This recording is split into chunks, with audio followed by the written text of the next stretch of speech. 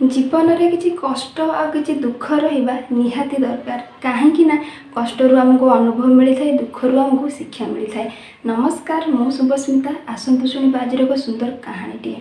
स्नेहा बोली गोटे प्रतिज्ञाकारी झीटे थी से चाकरी करने इंटरव्यू देवाई जाता से सी सब प्रकार इंटरव्यू पास कर जाता।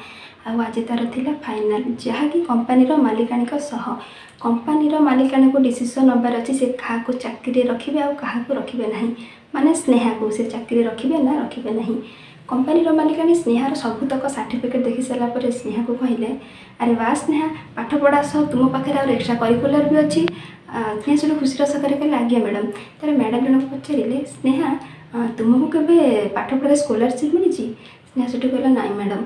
तापर मैडम जन को पचारे अच्छा तुम पाठ पढ़ा खर्च कौन तुम माँ उठाती?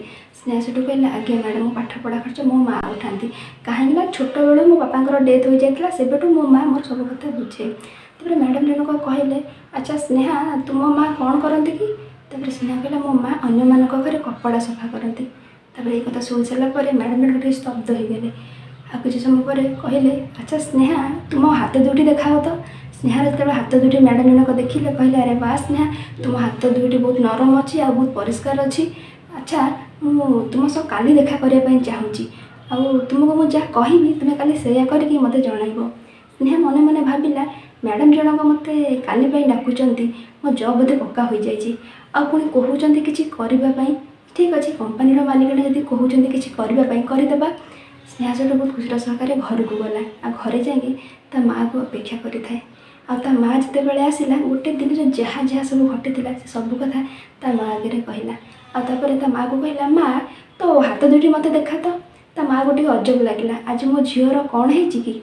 तापर स्नेहा जिते ता माँ हाथ को जोर कर नहीं देखे तो ता माँ हाथ टाण टाण देखा हाथ गुरा फाटी जाइए कटि जाइए। स्नेहा से हाथ देखी स्नेहा पूरा आश्चर्य मो माँ हाथ एमती कौन है? तापर से कटि जाइए फाटी जाइए हाथ जो स्नेहा पानी पकईकि धोइबा लगिला से माँ को जो कष्टटा होता है से स्नेहा अनुभव करें आ माँ भावुए मो झील को मु भल संस्कार देती आ मो झील को मु जो सब कष्ट मास मास वर्ष वर्ष धरी लुचई आसी आज बोधे मो झील सब जापारी सतरे मो झील बड़ हो सारी आते माँ आखिर लुह अटकू न था आ स्नेहा आखिर भी लुह आसी जाए आपर स्नेहा ता माँ को किसी कम करने को न देकी से सबुतक कम से निजे कला एमती कि से निजे रोषे करके निज हाथ में ता माँ को खुईदेला आपर दिन सी कंपानी की गला कंपानी जाकि जिते पहुँचला मैडम जनक देखिए स्नेहा को स्माइल कर कहले अच्छा स्नेहा काली दिन केमी कटि मो सह सेयार करने चाहब? से स्नेहा आखिरे लुह आसी जाए। स्नेहा कहला आज्ञा मैडम मु तो आगुरी जीऊँगी किंतु कालीर जीवन मो पूरा निआरा थिला आउ सतरे केते कष्ट से काम जो कष्ट काम मो माँ वर्ष वर्ष धरी कर आसुला आ मु काली बुझिली संपर्कर महत्व कौन।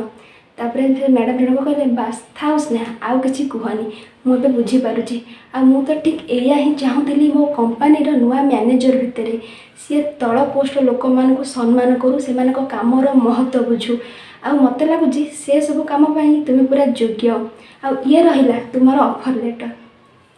स्नेहा को गोटे भल शिक्षा मिलला तासह आम मानक भी आम मानक कर्म करिया पड़िबा तेबे आमे अन्य मानकर कामर महत्व बुझीपार आ भगवान आमको आम कर्मर फल निहाती देबे।